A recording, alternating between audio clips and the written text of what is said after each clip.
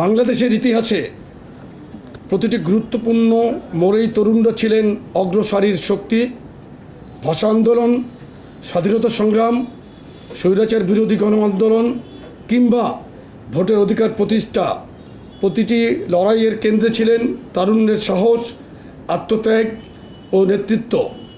সেই গৌরবোজ্জ্বল ধারাবাহিকতায় রক্তক্ষয়ী জুলাই গণঅভ্যুত্থানেও তরুণরাই ছিলেন অগ্রণী ভূমিকায়।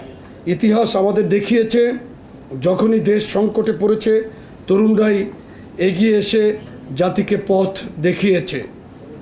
বিএনপি এই ঐতিহাসিক সত্যকে সম্মান করে এবং বিশ্বাস করে তরুণ প্রজন্মই এই দেশের ভবিষ্যৎ নীতি নির্ধারক ও গণতান্ত্রিক কাণ্ডারি।